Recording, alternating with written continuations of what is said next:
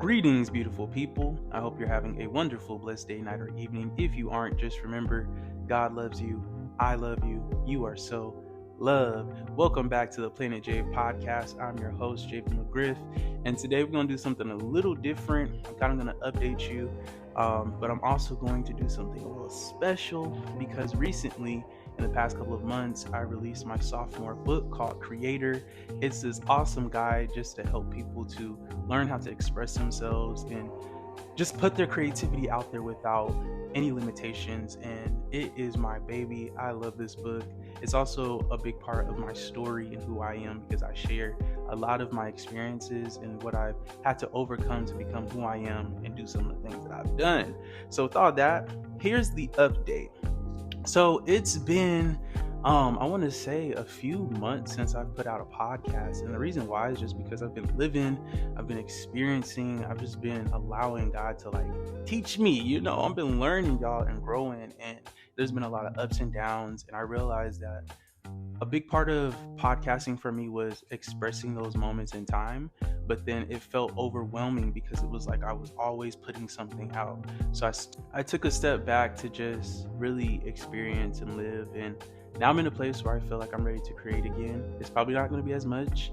Y'all already know I got 147 episodes out there, so there's plenty of stuff to listen to, but I will put stuff out as I feel led this year. But moving on from the update, let's get into this book reading. Let's go, Creator. There is no perfect place to start telling your story. Many of us have complex stories full of highs and lows. My story is also complex. My life has always been nothing short of a miracle, a balance of beauty and tragedy. It took me a long time to realize the miracles that I had lived because the pain felt so overwhelming. However, tragedies are the birthing ground of miracles. In the very moments when it seems that all hope is lost, the desire for something better is born. Miracles will follow if we remain open to witnessing and receiving them. My life is a miracle, though I did not always see it as such.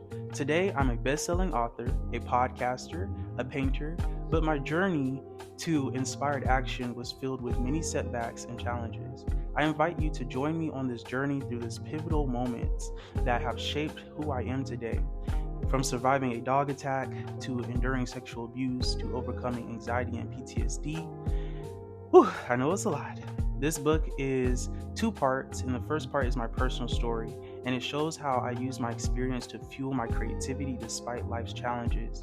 The second part is a guide to help you discover your creativity and achieve the life of your dreams despite life's challenges that start you down. I hope some of my stories inspire you to rethink and share your own, and I encourage you to read both parts to fully understand how life's challenges can be transformed into the successes we all aspire to achieve. My experiences have been a roller coaster of highs and lows, and I promise you I'm going to spill some tea along the way. So please approach my story with an open mind as my journey is intense. As we journey together in this book, we can explore how these experiences have fueled my creativity, resilience, inspiring you to find your path to success. Chapter 1, My Story, aka The Mystery. Ye are of God, little children, and have overcome them, because greater is he that is in you than he that is in this world. 1 John 4:4. My story starts the day I was born, obviously. Birth is such a beautiful but perilous experience. It is not always guaranteed that the mother or child will survive. For many mothers, giving birth to a child is both an exhilarating and tragic experience. The beauty of welcoming a precious child into the world includes the pain a mother endures to do it. My mother's experience was much like that. In July 1998, my mother almost died birthing 2 babies, my twin sister and me. However, only 2 of us survived that day. This loss would affect us for the rest of our lives. Though God spared me and my mother, my twin sister did not make it.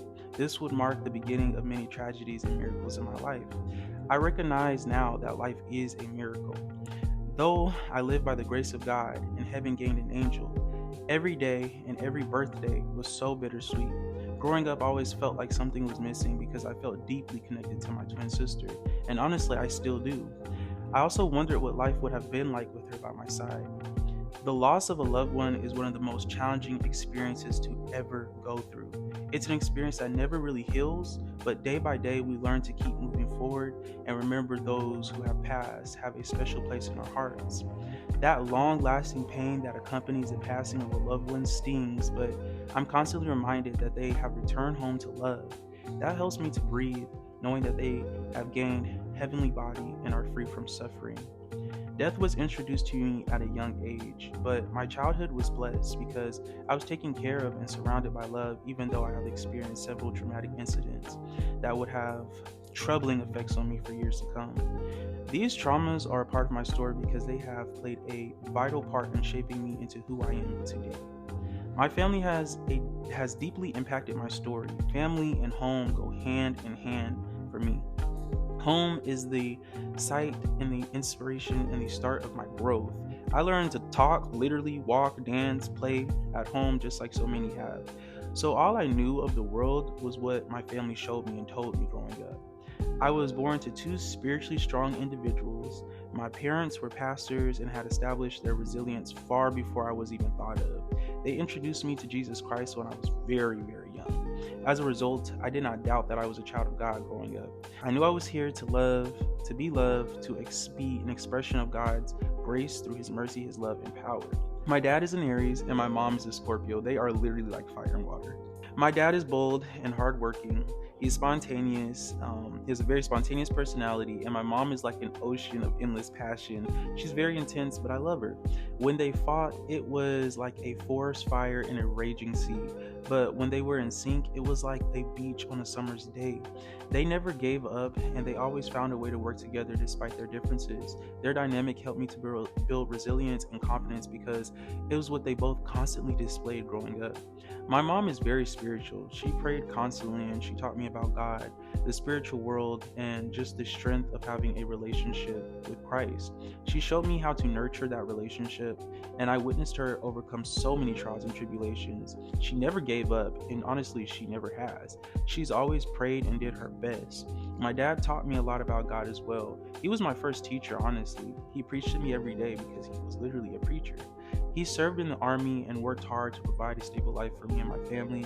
He's just a good and strong man and an expert in so many different traits. I witnessed my father survive many difficulties, including 2 heart attacks. My parents are just generous souls, and I saw them often put the needs of others above their own. They chose to follow Christ far before I was born, and their practices of obedience, kindness, and loyalty stem from that choice. I needed that growing up because it helped me to, one, just be a solid person, but it helped me to see what it was to love others through Christ. They often played recordings of the Word of God and read the Bible to me. They taught me how to establish a foundation with the Lord, and they were really strict on me, but in return, I appreciate it because it protected me from the harsh side of the world. I grew up with 2 brothers, X and R. They were about 14 and 15 years older than me, but they were still pretty present in my adolescence. I thought they were so cool growing up, and I always wanted to be around them. My brothers were really talented as well, and at a young age, I realized that my brothers were like the unexpressed creativity of my parents. My brother Xavier was a pianist, like just really musically inclined, and he's probably the best piano player I've ever heard or seen. He plays by ear, so everything was so natural for him. And my brother R was an amazing painter, and also just kind of like my dad. He was talented and smart in so many different ways, and their talent had influenced me to explore my creativity side as I grew up. And I was a very creative child. I love drawing, I love painting, I love creating, I love writing, I love singing, I love dancing. I did a lot of things growing up just because I was creativity at a young age, and I just had to express it. Many of my family members played significant roles in shaping who I was as a child as well. My grandparents instilled in me strong moral convictions, while my aunt, who was like a second mother to me, provided a safe space for me to express myself without judgment. Each of these individuals continues to be a critical part of my story. The first social interactions that I ever had obviously were with my family and church community, forming a vital bridge between me and the world. These early connections nurtured my empathy and care for others. My parents provided protection, while my grandparents instilled strong convictions in justice and righteous living. My brothers encouraged my creativity and creative expressions, and my aunt complemented this by teaching me how to express myself openly and authentically. These relationships played a crucial role in shaping who I am. My love for creative arts blossomed during my childhood. Again, I love to sing, dance, draw, write. I also love music, and I played several instruments from the saxophone to the piano. I saw how my creative expression moved people I cared for, so I loved doing what I could to make them smile and just feel better. I wanted to move God too, of course. I knew God was in my heart, body, and soul, and my life purpose as a child was just to give God an experience of joy, and I loved it. I often prayed with people in the church and even gave sermons from time to time. I love dancing for people too. Me and my two best friends growing up, C and D, shout out to y'all. We formed a dance group called the Gospel Hurricanes, and we used to cut up. Like whole church would stand up. We would put on fully choreographed dance routines for the church on special occasions, and if I wasn't dancing or singing or painting, I was writing. And at one point in time, I was a playwright while I directed many plays for churches and organizations. I even made some short films. These pivotal moments brought me so much fulfillment and satisfaction. Life was so warm and bright at that time, but things would soon change. In the summer of 2008, when I was 10, my two pit bulls, Lady and Joker, brutally attacked me. This marked one of the most horrific moments of my life. 2 weeks after my 10th birthday, my best friend Dee and I were playing in the backyard. As usual, we did this all the time. And my brother Art had adopted a dog named Lady when I was around like 6 or 7. She was an older dog, so she was a little bit more chill. And then my other brother, X, he bought a dog named Joker when I was around 9. It was a young dog, so he was a lot more hyper. He needed a lot of training, but I love those dogs. Lady would sleep in my bedroom often, even though my mom hated having dogs in the house. I fed and played with my dogs after school, and neither of my dogs ever showed aggression towards me. And I don't know what was different about this random summer day, but Lady began to jump on me frequently. I didn't think much of it just because we would always play like that. And sometimes she would jump up and, I wouldn't think much of it. However, on this day, she kept trying to jump up on me, but push me over. And one moment, my entire life changed. Lady knocked me over, she got over me and started biting me viciously. I remember going into complete shock and looking at my friend D, and he was horrified, and Lady just didn't stop. She continued biting me until my other dog Joker joined her. D ran inside to get help, and I felt that Lady saw this as an opportunity to finish the job. She bit me in the back of my head, and she dragged me on the side of my house, and on this particular part of the house there were no windows. I was so in shock that I couldn't even scream. I ended up accumulating over 39 bites over my entire body, with the majority of being on my legs. I drifted in and out of consciousness during this experience, but I remember there was a moment when I opened my eyes and it was just still happening. There's this I know this is heavy, y'all. There's this moment when Lady lunged to bite my neck, and I heard an angel tell me to move my head and shrug my shoulders to protect my neck. I did just that, and this prevented her from reaching my neck. However, she still viciously bit my left ear instead, to the point that it was dangling off the side of my face. X ran out the house, and once he found out what was happening, he saw me on the side of the house and tried to get the dogs off of me, but they were still persistent. He then grabbed a shovel to get them off of me. You can use your imagination. Despite getting them off of me, they did not back down. They kept coming after me to the point that he had to lift me up with one hand and throw me over the fence to save my life. I was bleeding out on my parents' white rocks in the front yard. And that's the end of the sample. If you guys want to know what happens with the rest of that story, I encourage you to read the book. That's just one of the moments that have shaped who I am.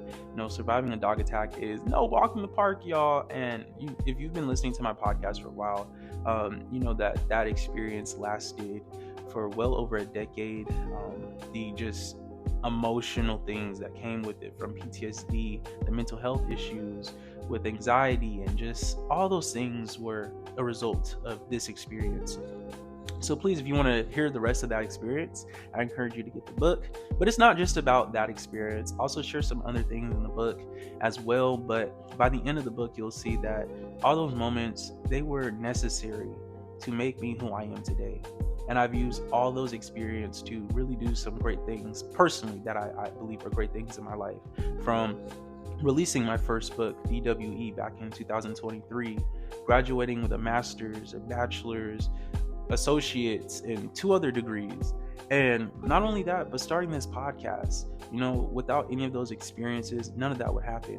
And then, of course, the inspiration that comes with art. As a painter, as a writer, as a drawer, it was those moments, those things I experienced that helped birth different art pieces, different art forms for me. And now today, all my stuff is in galleries, and I just enjoy it so much because it is a way to express the subconscious and what's going on the deeper levels of our being. So if you want to know how to take your experiences and really make something out of them where it's not a hindrance in your life or it's something that keeps you stuck from moving forward, I encourage you to get this book. It is called Creator. It's a guide, and it's just to me, it's a fantastic book. If you want to find this book, you can find it on Amazon by looking up my name, Javan McGriff, JAVAN MCGRIFF. You'll be able to see all my books on Amazon. But again, the book is called Creator. It's a guide for any communicator, teacher, and creative to tell your story, discover your purpose, and design the life of your dreams. With that being said, I'm going to close out this podcast. God bless you guys. I appreciate you for listening. Thank you so much for tuning in. I have some new stuff coming on the way, so stay tuned for that. And in the meantime, go get this book. I'm telling you, it's going to change your life. God bless you. I love you, and have a beautiful, blessed day, night.